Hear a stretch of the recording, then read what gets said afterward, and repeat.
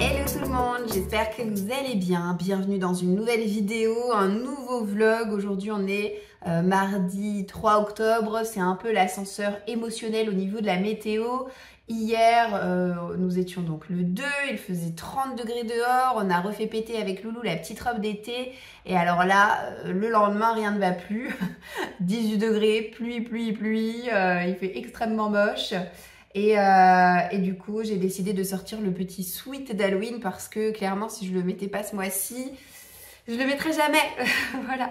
Il est beaucoup trop mignon pour rester simplement dans mon placard. Sachez-le.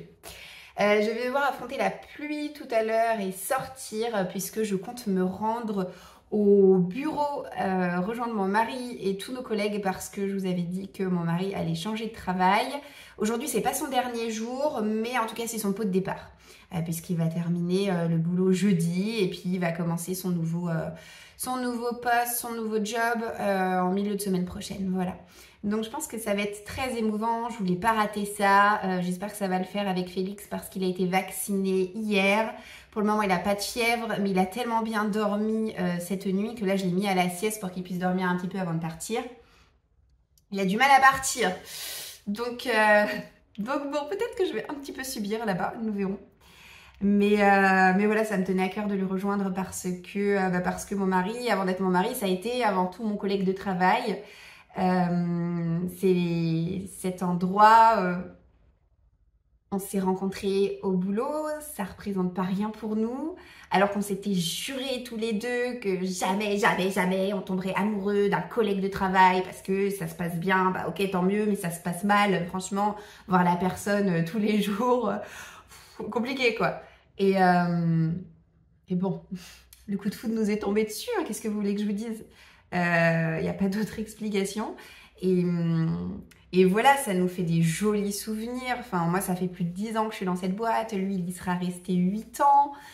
Et voilà, ça va lui faire un pincement au cœur et ça va aussi me faire un pincement au cœur. Je ne sais pas encore si je reprendrai le travail ou pas dans cette boîte à l'issue de mon congé parental, mais si c'est le cas, eh bien, mes journées de boulot auront une saveur différente sans la présence de mon mari collègue, avec sa casquette de collègue de travail. Voilà. Il est possible que je pleure, et il est encore plus possible que mon mari verse sa petite larmichette. Sinon, que vous dire? J'ai quelques livres devant moi, donc je vais vous parler lecture. Hier, j'ai achevé le premier tome de Mémoires de la forêt. Vous savez, c'est le premier tome de cette série écrit par le libraire Michael Brun-Arnaud, qui met en scène justement un personnage lui-même libraire qui est Archibald Renard. C'est un récit qui s'adresse à la jeunesse. C'est d'ailleurs abondamment illustré par de jolies réalisations créées par Sanoé qui ont un petit côté un petit peu old school. Alors pas du tout dans le sens péjoratif, bien au contraire. Mais je trouve que voilà, c'est un petit côté désuet, hyper adorable, hyper mignon, les illustrations. Chaque fois que je tombais sur une illustration, j'étais en joie d'ailleurs. Et puis je trouve que voilà, elle complète à merveille le texte qu'a pu écrire Michael. Donc de quoi parle cette histoire? On va suivre Archibald Renard, qui est donc un libraire qui tient une librairie un peu spéciale dans le sens où chaque animal qui écrit un livre peut déposer son livre dans cette librairie pour être vendu à qui le voudra. Et donc les livres n'existent qu'en un seul exemplaire. Un jour, Archibald va recevoir la visite dans sa librairie de Ferdinand Taupe, qui est atteint de la maladie de l'oubli-tout, donc jolie périphrase pour désigner finalement la maladie d'Alzheimer. Ferdinand a écrit des mémoires qu'il a déposées il y a des années de ça dans sa librairie et il a besoin de ce livre pour se souvenir de ce qu'il est en train de chercher. Mais le problème, c'est que ce livre, juste avant sa venue, il a été acheté par quelqu'un. Donc, il va partir avec Archibald à la recherche de ses mémoires, à la recherche de son livre, à l'aide de quelques photos indices. J'ai trouvé ce livre extrêmement mignon, extrêmement touchant. De toute façon, je n'ai pu qu'être touchée par le thème. Parce que ma propre grand-mère est atteinte de la maladie de l'oubli-tout. Ça fait plusieurs années maintenant, ça fait, je sais pas, au moins 6 ans, je dirais. Et c'est attristant parce que on la voit diminuer de semaine en semaine et on se sent impuissant face à cette maladie. D'ailleurs, je crois que c'est celle des maladies qui me fait le plus peur d'avoir un jour. Je pense que c'est parce que j'ai quelqu'un dans ma famille voilà, qui est atteint de cette maladie et que je vois vraiment de près à quoi ça ressemble, que ça me file une frousse de tous les diables. Quoi qu'il en soit, j'ai quand même noté quelque chose d'un peu curieux avec ce livre, c'est qu'il est donc à destination de la jeunesse, mais je ne trouve pas que le texte soit adapté pour des enfants, tout simplement parce que l'auteur parle de cette maladie, même s'il lui trouve un joli nom, un nom accessible pour des enfants, ben c'est quand même une maladie qui a certaines particularités effrayantes, et qu'il détaille en fait dans son texte à travers son personnage de Ferdinand Taupe, et je trouve que ça peut effrayer les plus jeunes lecteurs, même si ceux-ci n'ont que 8, 9 ou 10 ans. On nous parle quand même de vieillesse, on nous parle de mort, on nous parle de faits dramatiques, et ben je sais pas, ça m'a vraiment fait bizarre de me dire mais ce livre est vraiment écrit pour des enfants en fait. Alors, oui, en effet, on nous passe la pilule un peu doucement avec des jolies illustrations et puis le fait de mettre en scène des animaux plutôt que des êtres humains.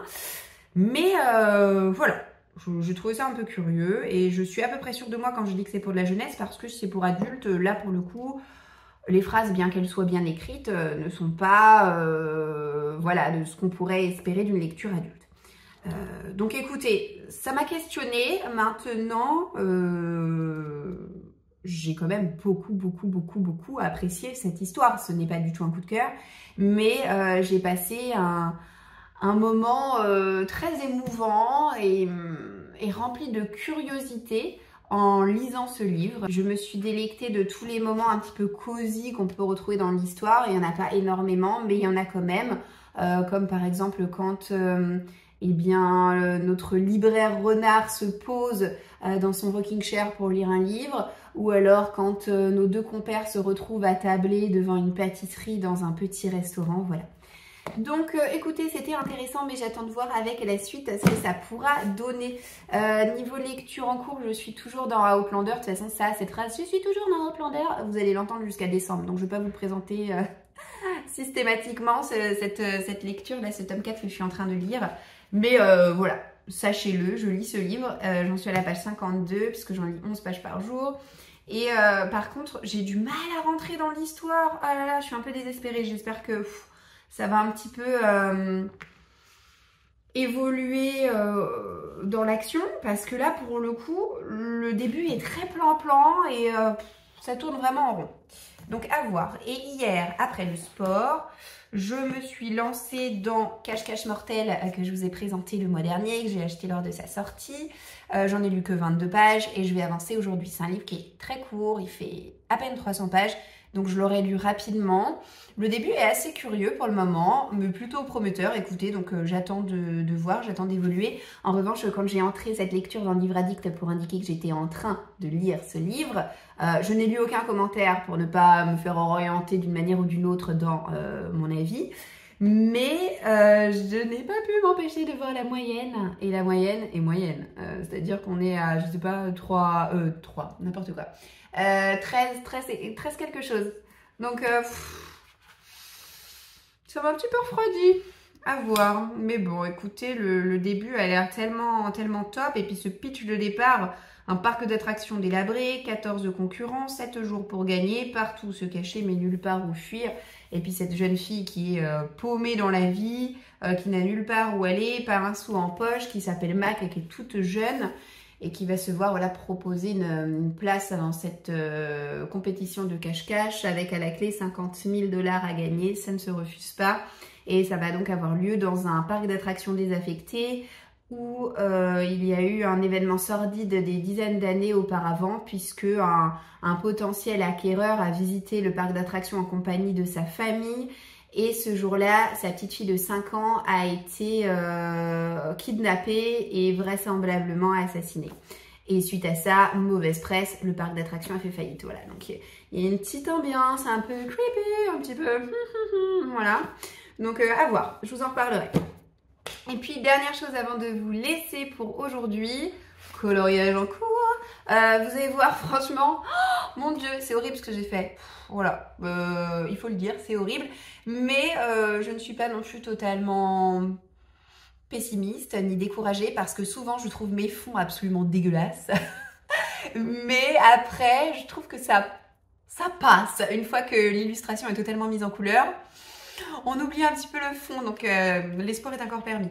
Avant de vous montrer ce que j'ai fait, je vais vous montrer mes illustrations réalisées dans cet album les années précédentes. Donc ça fait 3 ans que je colorie dans cet album à raison d'une illustration par an, à chaque fois pendant l'automne. Je revois encore Marius tout petit se saisir de ma gomme électrique et puis percer un trou dans la feuille de mon coloriage. J'étais ravie. Heureusement, les crayons de couleur ont caché la misère. Ça se voit pas. Mais pour moi, dès que je regarde cette illustration, eh bien, je repense à Baby Marius. Voilà, donc ça, c'est la toute première que j'ai pu faire. Ensuite, il y a 2 ans, qu'ai-je fait il y a 2 ans? J'ai fait cette maison chauve-souris, très sympa également. Je trouve que franchement, quand c'est en noir et blanc, c'est ouais. Mais alors, dès que vous le mettez en couleur, c'est sympa. Ça révèle vraiment tous les détails de l'illustration parce qu'il y en a certaines, par exemple, je vous montre un noir et blanc, que j'aime beaucoup. Il y a certaines illustrations qui sont vraiment chargées en détails, mais voilà, on a du mal à tout saisir en un coup d'œil. Par exemple, celle-ci, vous voyez, ça va un peu dans tous les sens, mais dès que c'est mis en couleur, pam, tu vois tout. Et alors, il y a 1 an, j'avais pas trop de temps. Je me suis lancée dans une illustration où il n'y avait pas énormément de trucs à faire, mais je trouve ça hyper sympa, ces petites souris dans la citrouille qui sont en train de déguster leur butin halloweenesque. Trop chouette. Et alors, bon, ne criez pas, s'il vous plaît, n'ayez pas peur, on se retrouve dans quelques jours. J'espère que ce sera déjà mieux que ça ne l'est. J'ai voulu faire, alors vous vous rappelez peut-être, c'est la maison en forme de botte. J'ai voulu faire un ciel de sang. Il y avait des démarcations partout, c'était horrible. Moi, je suis pas douée en peinture, hein, sachez-le. C'est pas mon truc. Mais je ne sais pas, à chaque fois, je fais des fonds à la peinture. Donc voilà mon ciel de sang. Alors, j'ai caché la misère en dessinant des chauves-souris un peu partout, surtout aux endroits craignos. Et voilà, petites étoiles, nanana. Voilà. Mais bon, encore une fois, il faudra voir quand ce sera fini. Mais... Ah, c'est pas glorieux là, hein, comme ça.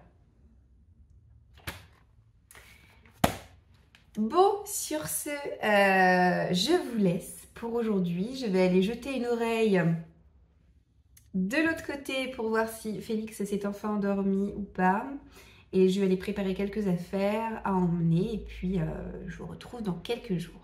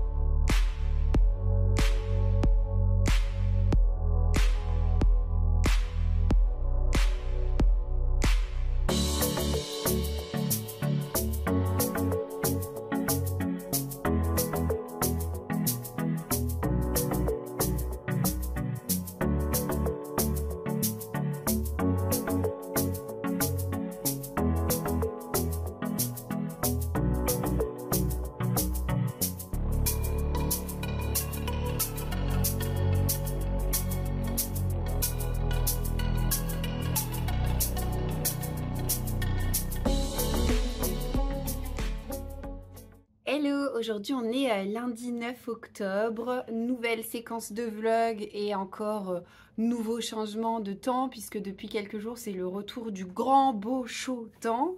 On ne sait plus comment s'habiller, écoutez, on ne sait plus, c'est pas grave. Au moins moi ça me permet de vous faire un plan dehors avec une lumière qui est quand même plus satisfaisante que lorsque je vous filme à l'intérieur de la maison. Ça fait quelques jours que j'ai pas repris la caméra parce que j'ai été extrêmement prise par les préparatifs d'organisation de l'anniversaire de Marius qui a maintenant 5 ans depuis quelques jours. Ah, je m'en remets toujours pas. Et en parallèle, on me demandait des idées de cadeaux pour l'anniversaire de Félix. Donc j'avais ça dont il fallait que je m'occupe aussi, puisque lui, il est du 6 novembre. Voilà, on enchaîne un petit peu, Marius, Félix, Noël. Juste le temps à chaque fois de reprendre un petit peu sa respiration et puis hop, on y retourne. Mais bon, là, ça va avec Félix, ça devrait aller plus vite cette année. Il n'y a pas encore d'anniversaire avec les copains. D'ailleurs, justement, en parlant de ça... C'était donc la première fois qu'on organisait un anniversaire avec les copains. Et je voulais vous faire un petit retour d'expérience. Au départ, on avait prévu un créneau de 2 heures. Mais comme il faisait extrêmement beau et chaud hier, on s'est dit qu'on allait bien profiter du jardin. Et quand les parents nous ont apporté leurs enfants, on leur a dit, bah écoutez, si ça vous ennuie pas, on étend le truc à 17h30. Donc voilà, donc stratégiquement parlant, 2 heures c'est pas mal. Si vous avez la chance, comme nous, d'avoir un extérieur, 2h30 en cas de beau temps, c'est top. Marius a invité 4 copains. Et comme il y avait aussi sa petite sœur, ça faisait 6 enfants, sans compter Félix. En termes de quantité, je trouve que c'était juste parfait. Mon mari était présent, à aucun moment on s'est senti dépassé par le nombre. Et j'avais tellement bien planifié le truc pour qu'il y ait tout le temps des activités, des choses à leur proposer, qu'on ne s'est jamais retrouvé à se regarder dans le blanc des yeux avec mon mari, regardant d'un air horrifié, notre maison envahie et les jouets valsés dans tous les sens. Absolument pas, ça n'est pas arrivé, c'était vraiment formidable. Alors qu'a-t-on fait? Eh bien écoutez, je vais vous montrer. J'ai acheté pour une bouchée de pain sur Vinted ce jeu qui est un escape box. C'est un peu une enquête, on va dire, adaptée pour les enfants à partir de 5 ans, sachant qu'auparavant j'en avais acheté un autre que j'utiliserai une autre année, mais c'était la tranche d'âge de 5 à 7 je crois, et je trouvais que c'était pas adapté pour les 5 ans. D'autant que ma fille, elle a 3 ans. Marius a invité à un moyenne section qu'il apprécie beaucoup, qui a donc 4 ans. Bref, il fallait quand même ratisser large au niveau de l'âge. Et ce premier jeu n'était pas adapté, bien qu'il était mignon comme tout, dans un univers de baleine, avec une petite baleine qui a oublié de migrer avec ses parents. Quand est arrivé l'hiver, elle a été prisonnière de la glace dans l'océan, et parce qu'elle était en train de faire la sieste. Donc là, elle se réveille, panique à bord, elle est toute seule, il faut qu'elle retrouve ses parents. Voilà. Il y avait une bande son magnifique. Bref, j'aurais trop voulu le faire, mais c'est que partie remise. C'était pas adapté parce que les énigmes étaient quand même un peu corsées, et puis ça nécessitait aussi que les enfants aient quelques notions de lecture, ce qui n'est pas forcément le cas quand débute la grande section. Voilà. Donc pour toutes ces raisons, j'ai dû me rabattre sur autre chose, acheter autre chose sur Vinted. Ce qui est bien, c'est que sur cette plateforme, comme dans toutes les plateformes d'occasion, il y a vraiment beaucoup de choix parce que c'est un one shot, c'est-à-dire que vous faites ça une fois, vous n'allez pas le reproposer parce que on se rappelle plus ou moins de ce qui se passe. Donc c'est plus drôle, c'est plus fun comme à la première utilisation. Donc là c'est dans l'univers de Toy Story, ça tombe bien. J'ai demandé aux enfants quand ils sont arrivés s'ils connaissaient tous Toy Story ou pas, c'était le cas, mais on a quand même une petite histoire à la maison sur Toy Story, la version résumée du gros dessin animé. Donc je l'ai lu, ça fait patienter un peu les enfants, le temps que le petit retardataire nous rejoigne. Et puis le jeu a pu véritablement commencer. Donc le concept c'est très simple, je vous parle de cette boîte comme je pourrais vous parler de plein d'autres boîtes du même type. Vous avez une trentaine de cartes et à chaque fois vous en avez 28 à planquer. Au départ on s'est dit octobre, on va devoir faire ça certainement dans le salon parce que pas chaud dehors, moche, pluie, on sait pas. Bon, moi ça m'enthousiasmait pas plus que ça parce que je me suis dit, wow, ils vont me retourner la baraque. Alors déjà, il faut que je leur dise que mes bibliothèques, c'est no way, qu'on va pas à l'étage, que le meuble avec les bouteilles, c'est fragile, que la cuisine, c'est non, non, non. Euh, donc bref, c'était plus frustrant qu'autre chose. Et finalement, avec ce temps merveilleux, franchement, on s'est dit, go! Donc on a la chance d'avoir un jardin, il est petit mais il est présent, il y avait pas mal de cachettes et puis comme 28 cartes c'est quand même beaucoup de cartes à cacher, on peut pas que ce soit toujours dans les mêmes endroits, surtout qu'on a interdit l'accès aux abris de jardin parce qu'il y a des outils qui coupent, qui tranchent, qui voilà, bref, qui sont dangereux. Il fallait trouver des emplacements. Donc ce que j'ai fait, c'est que j'ai sorti les boîtes de pâte à modeler, enfin les pots de pâte à modeler, les contenants à Duplo, j'ai descendu de la chambre de Marius la petite cuisine de dinette et voilà, ça m'a fait des cachettes supplémentaires pour planquer des cartes. Donc les enfants devaient récupérer les cartes dans un délai de 45 minutes. 45 minutes, c'est toujours le délai moyen de ce genre de coffret. Et c'est bien, franchement, c'est ni trop ni trop peu, c'est juste parfait. Et donc en 45 minutes, les enfants ont dû retrouver les cartes, répondre à 5 énigmes différentes. Donc on a des espèces de puzzles, des labyrinthes, des choses comme ça. Moi j'étais là pour les aiguiller, les encourager bien sûr, donc je faisais la maîtresse de cérémonie, vous voyez, puisque le concept de cette histoire c'est les jouets d'Andy ont disparu, ils ont joué à cache-cache et ils sont super bien cachés. Donc Woody doit les retrouver là où ils sont cachés et les remettre dans la chambre d'Andy, là où le petit garçon les a laissés avant de partir en vadrouille pour pas qu'ils se rendent compte que les jouets ne sont plus là. Et bon, ça a beaucoup plu, c'était top. Ensuite, on a fait le goûter. Donc goûter avec cadeaux d'anniversaire, etc. De toute façon, en fin de vlog, comme je fais tous les ans, je vous montrerai tous les cadeaux que Marius aura reçus pour son anniversaire parce que Noël approche et ça vous fera des idées de cadeaux pour un petit garçon ou une petite fille d'à peu près l'âge de mon fils. Voilà.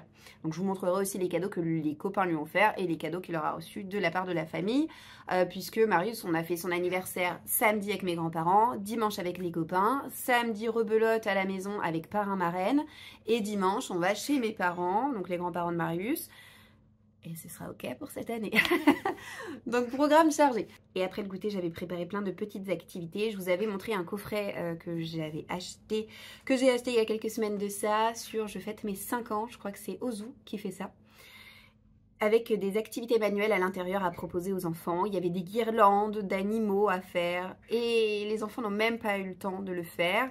Il y avait des cartes à gratter qui ont eu beaucoup de succès et un grand décor avec des animaux de tout type sur lesquels placer des gommettes et ça aussi ça a beaucoup plu. Donc mon mari était chargé de prendre les photos et puis de driver les enfants qui restaient dans le salon avec ces activités-là. Quant à moi, je suis restée dans la véranda et j'ai pris les enfants l'un après l'autre, donc vraiment à tour de rôle, et je leur ai proposé 3 défis. Chaque défi réussi, c'est un jeton.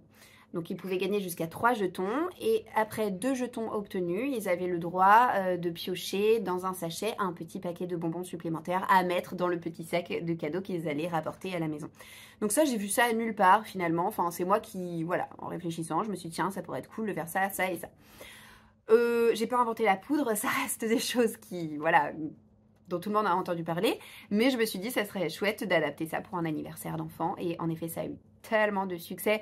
Enfin, j'ai reçu plein de messages des parents disant que leur enfant était trop satisfait, que même le lendemain matin, au petit déjeuner, il leur parlait encore avec des étoiles dans les yeux, bref, trop plaisir.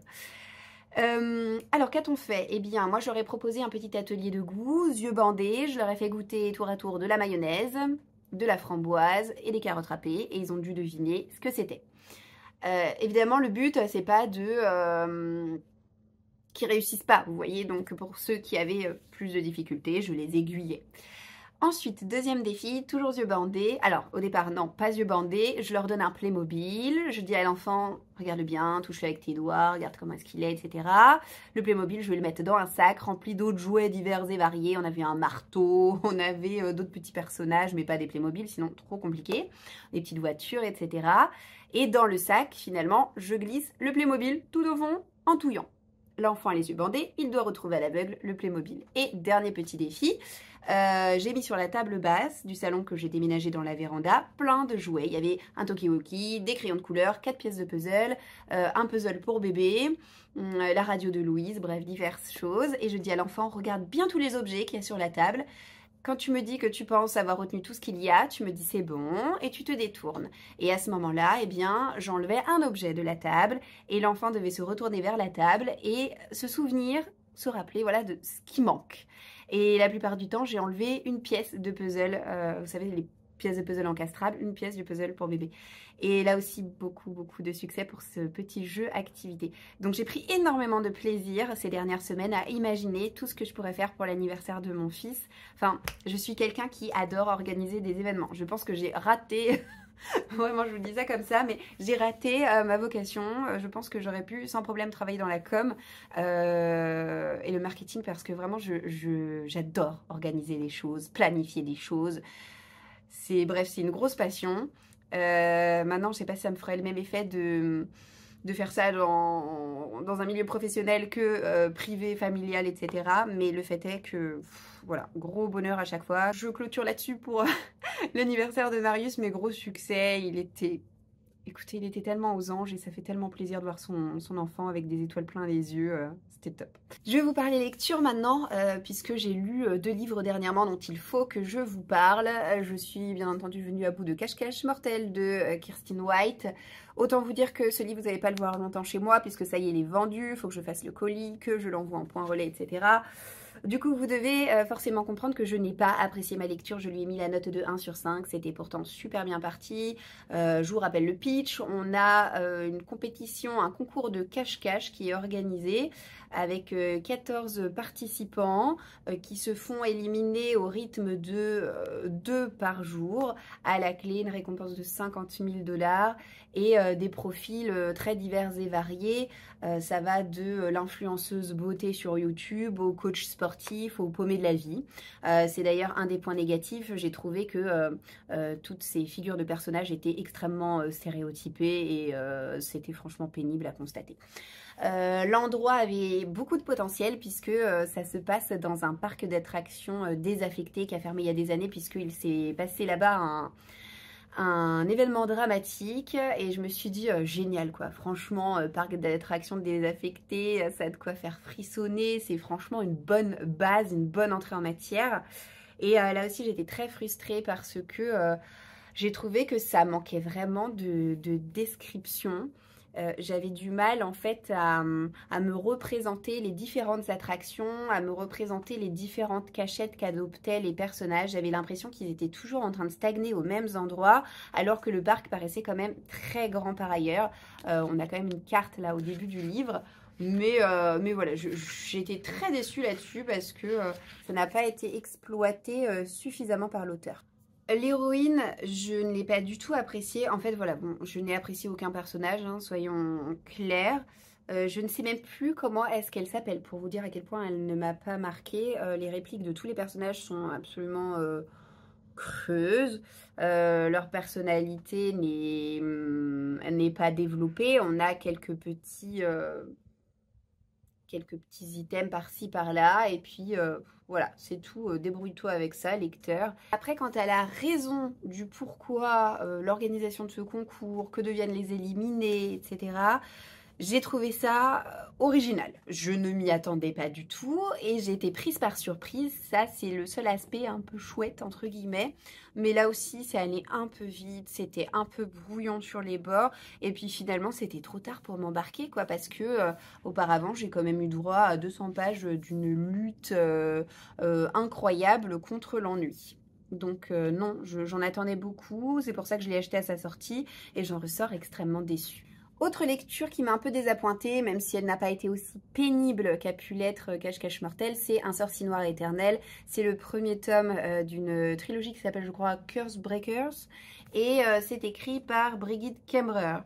Donc là, ce livre, je viens tout juste de le mettre en vente sur Vinted. Il n'est pas encore parti. Nous verrons s'il part. Mais le fait est que...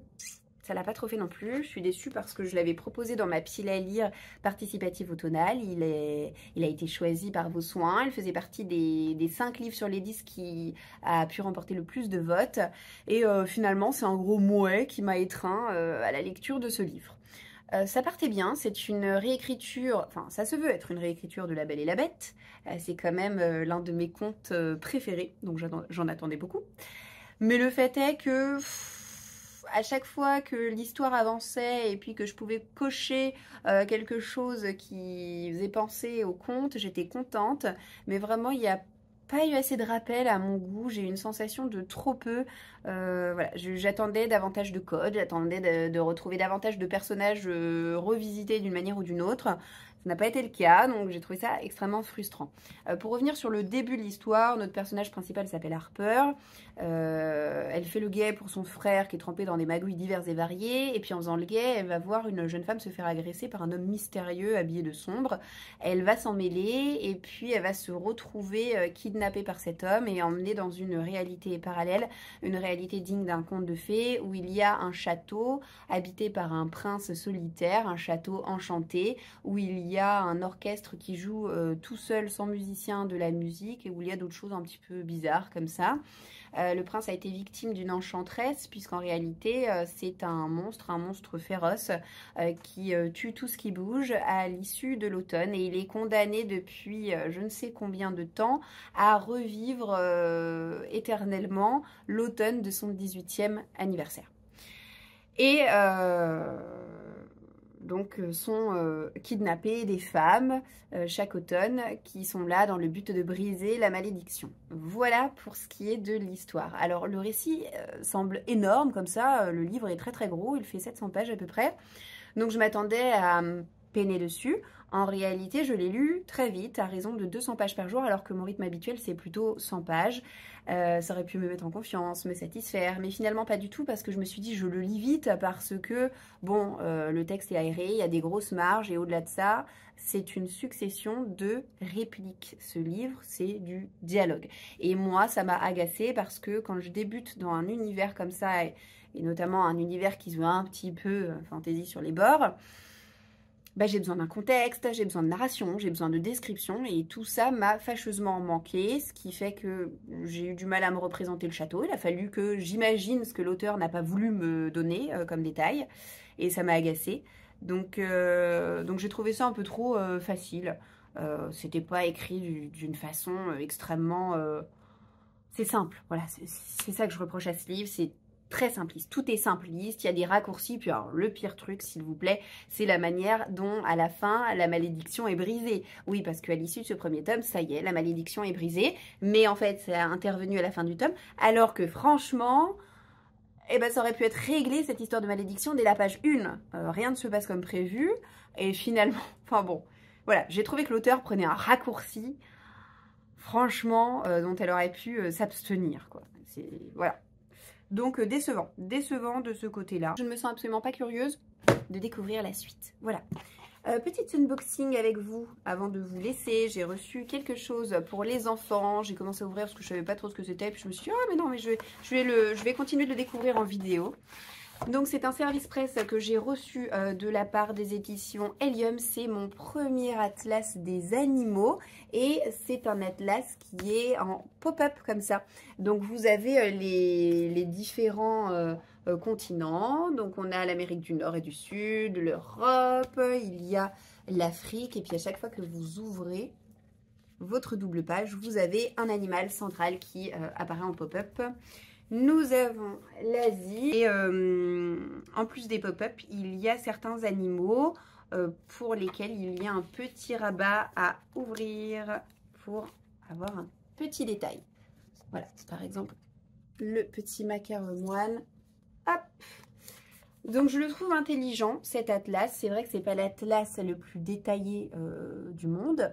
Mais en tout cas, je trouve que c'est une bonne entrée en matière pour les petits qui de toute façon s'ennuieraient énormément si on s'amusait à leur détailler le poids et l'alimentation et le mode de vie de chacun de ces animaux.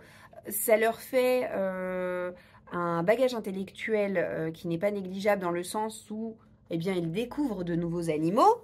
Par exemple, bon, l'ours polaire, j'imagine que tous les enfants connaissent. L'élan, peut-être pas forcément. Le grizzly, qui est une variété d'ours, pas forcément non plus. Donc ça fait révision et puis ça fait apprentissage en même temps. Et donc c'est très bien.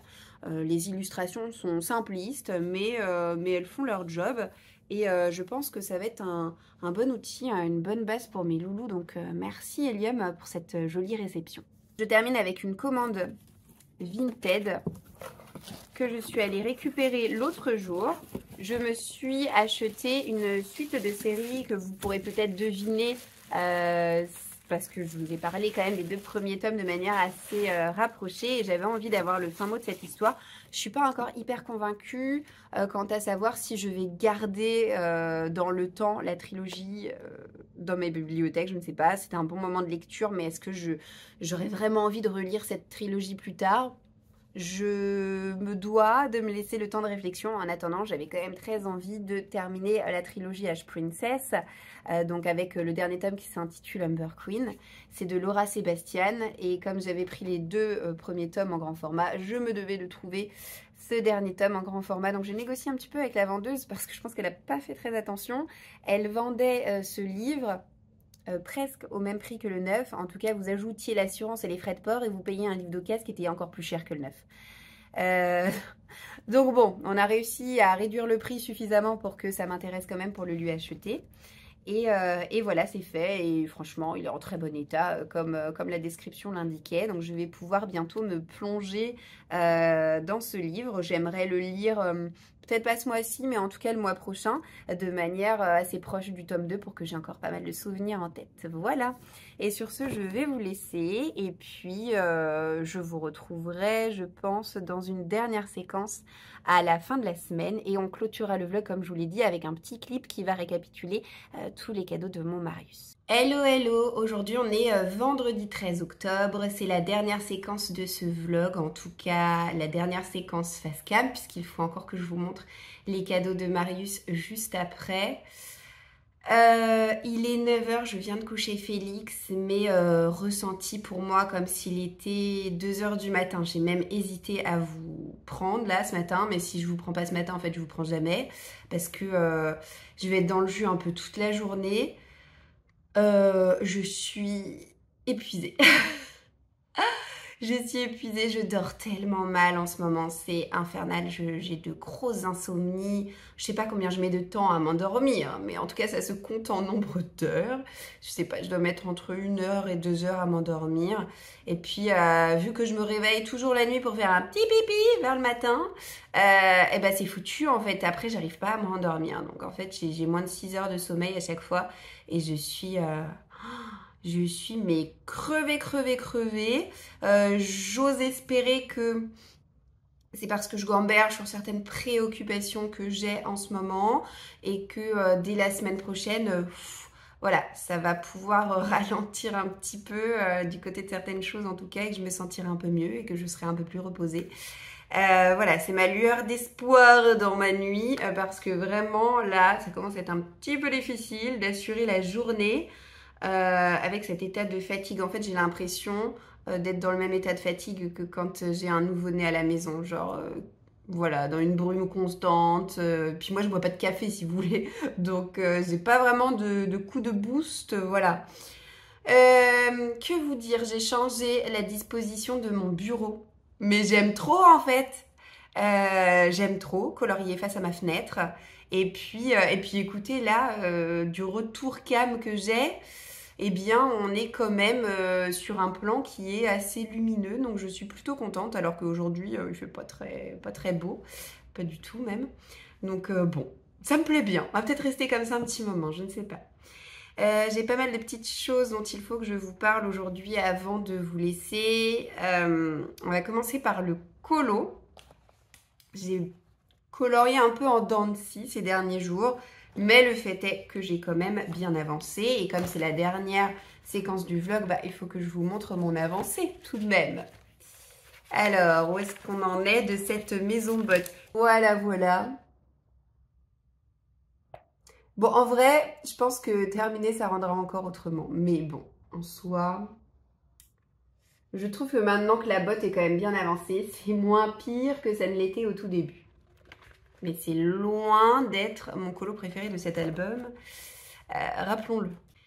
Je n'ai pas de unboxing à vous faire aujourd'hui, mais je suis quand même en attente de 2-3 choses. Une commande Amazon, j'ai des colis à aller chercher au point relais, des colis, des commandes Vinted, mais rien qui vous intéresse dans l'immédiat parce que ce sont des cadeaux d'anniversaire pour Félix et ce ne sont pas des livres.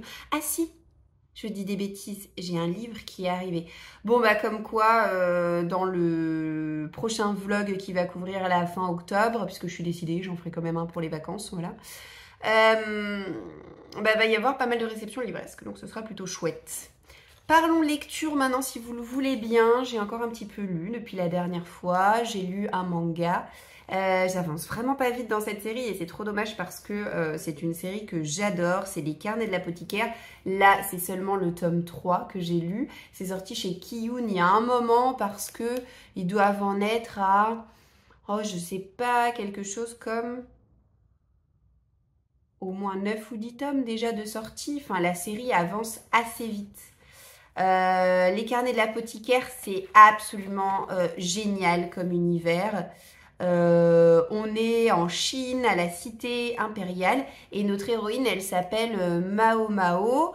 Elle était apothicaire et puis elle a été plus ou moins débauchée et elle travaille maintenant comme goûteuse, on va dire, à la cité impériale. Elle a un talent incroyable pour détecter le poison et du coup elle est toujours embringuée dans des histoires de conspirations diverses et variées. Puis il y a des personnages secondaires qui sont hyper attachants et voilà, c'est un univers que j'apprécie beaucoup. Et puis les dessins en fait sont mais de toute beauté, vraiment. Je suis ultra fan des dessins des Carnets de l'apothicaire. C'est un régal absolu. Donc voilà pour ma petite lecture graphique. Ça faisait longtemps maintenant que j'avais pas lu de manga, donc comme j'étais entre deux romans, je me suis dit allez, allons-y, c'est parti. Et en parlant de romans, bah du coup j'ai quand même lu un roman que je devais terminer aujourd'hui, mais je savais très bien en fait qu'aujourd'hui je n'allais pas avoir le temps de lire. Pourquoi? Parce que j'ai pas mal de préparatifs à faire pour demain. J'ai commencé à faire mon ménage ce matin, j'ai nettoyé l'étage et il me reste le rez-de-chaussée et là, ce niveau intermédiaire. J'ai de la cuisine à faire aussi parce que je voudrais régler tout ce qui est gâteau d'anniversaire. On sera 10 à table. Et à chaque fois qu'on est nombreux comme ça, j'arrive pas à me dire je fais un seul gâteau parce que de toute façon la plupart du temps un seul gâteau ça passe. Il suffit de faire des parts plus petites. Hein. Mais je fais toujours un gros gâteau et puis à côté des petits biscuits. Et la plupart du temps je fais des madeleines, que ce soit à la fleur d'oranger ou aux pépites de chocolat ou à la noix de coco et avec une coque au chocolat. Sauf que je le fais tellement tout le temps que je me suis dit non, en petit biscuit individuel je vais faire autre chose. J'ai une super recette de cookies dont mon mari raffole. Enfin, quand je fais de la pâtisserie, c'est vraiment sa pâtisserie préférée de ma part. Voilà. Donc du coup, je vais partir sur des cookies. Et puis mon gâteau, je vais faire un cake. Je vais faire un cake marbré chocolat cannelle avec un insert au caramel. La difficulté avec un dessert à la cannelle, c'est qu'il faut bien doser et je trouve que dans ma recette 3 grammes ça me semble énorme, donc je ne vais pas respecter les proportions. C'est très vite un peu trop fort, un peu écœurant et vu qu'il va y avoir quand même plusieurs enfants, voilà, faut que ça passe pour tout le monde. Sur le cake il va y avoir un glaçage rocher, donc vous savez c'est chocolat au lait et éclat de noisettes, avec des noisettes qu'on a pu ramasser dans le jardin de mon grand-père il y a 2 semaines. Donc voilà, on va pouvoir les utiliser, c'est chouette. Donc les desserts, il faut que je les règle aujourd'hui parce que demain matin, il y a les enfants qui vont au sport. Et puis voilà, il y aura le salon à ranger après le passage tornade des enfants dans la matinée. Et il y aura aussi... le reste du repas à préparer.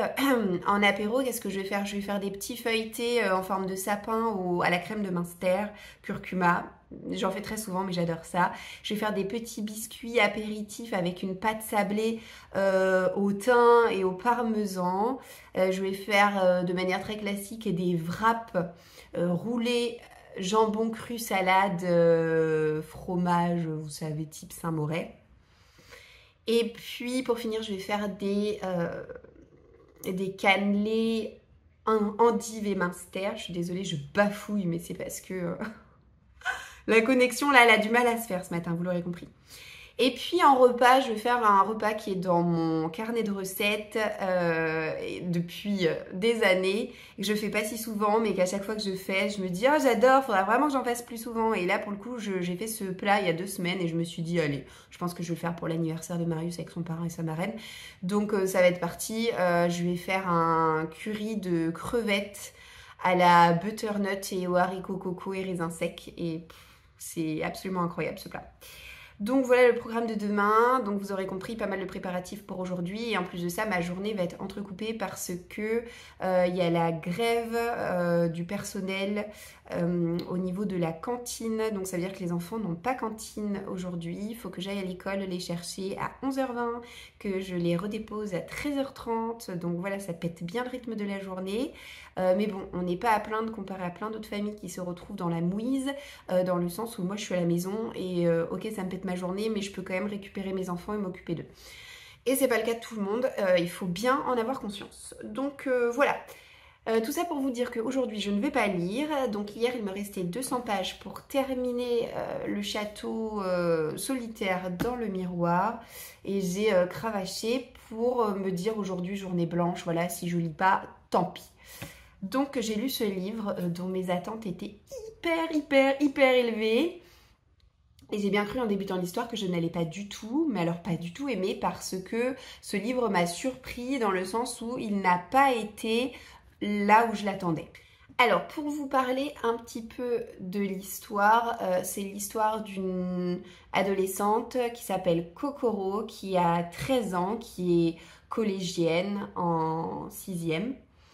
Et puis un jour, elle va être un peu happée par son miroir dans sa chambre, un grand miroir en pied, qui va la propulser telle Alice tombant dans le terrier du lapin blanc. Elle va être propulsée de l'autre côté du miroir dans un grand château. Elle va être accueillie par Mademoiselle Loup, qui est une petite fille qui se cache avec un masque de loup et qui est affublée d'une robe à fanfreluche qui semble issue d'une autre époque. Et cette jeune femme, elle accueille Kokoro et elle accueille aussi 6 autres enfants qui sont du même âge que l'adolescente. Et puis, elle va leur apprendre qu'ils se retrouvent dans le château pour 1 an.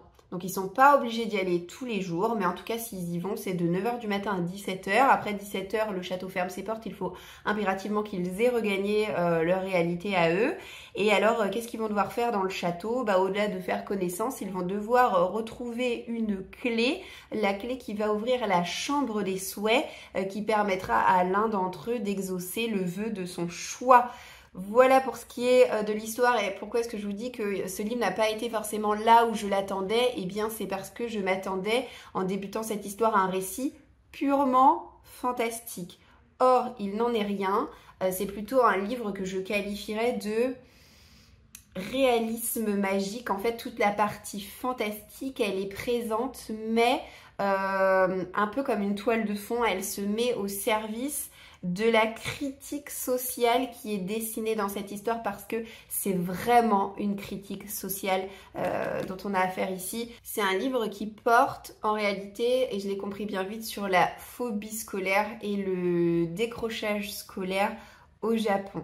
Et en découvrant ça, j'étais vous pouvez pas imaginer, mais tellement déçue en fait. Je me suis dit oh là là, ça va pas le faire. J'ai eu tellement de mal à rentrer dans l'histoire. J'étais pas intéressée par ce que je disais parce que je faisais vraiment un blocage. Je me disais ah non mais c'est pas possible en fait, il y a quasiment rien de fantastique. Enfin je suis trop déçue. Et ce sentiment s'est poursuivi jusqu'à la page 200. Donc 200 pages, c'est énorme, c'est presque la moitié de ce livre qui fait 520 pages. Mais je me suis accrochée déjà parce que j'abandonne très peu de romans et puis parce que je voulais quand même savoir où est-ce que l'auteur allait m'emmener. Et en fait, j'ai eu raison de persévérer parce qu'à un moment donné, j'ai oublié mon blocage et je suis vraiment rentrée à fond dans le texte. Et alors là, je n'ai pas pu le lâcher. La grande force de cette histoire, ce sont les personnages qui sont mais tellement touchants.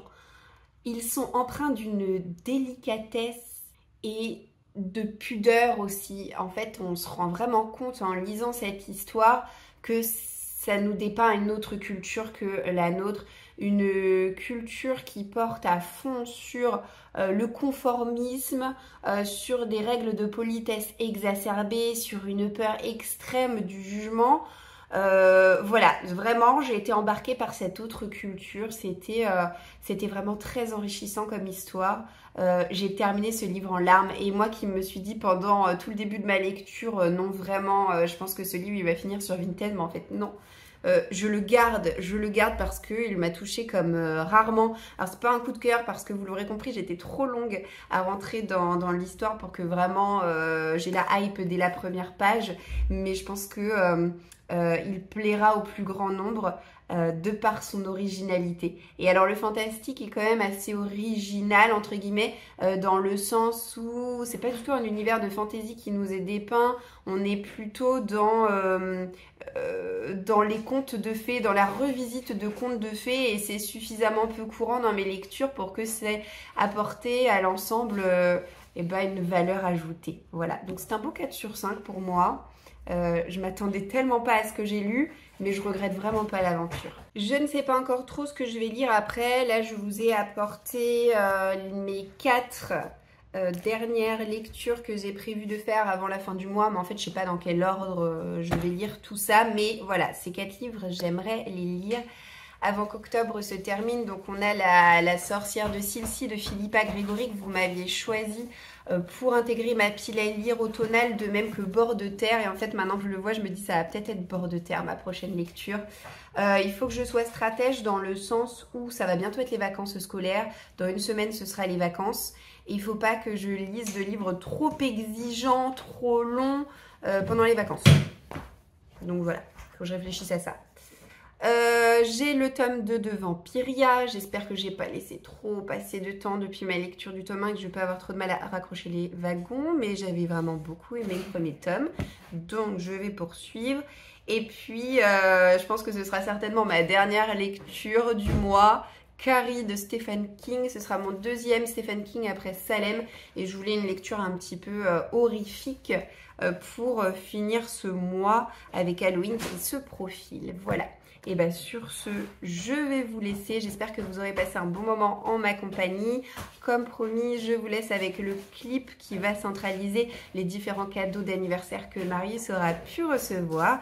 Et puis écoutez, je vous donne d'ores et déjà rendez-vous dans une prochaine vidéo et dans un prochain vlog. Ciao, ciao!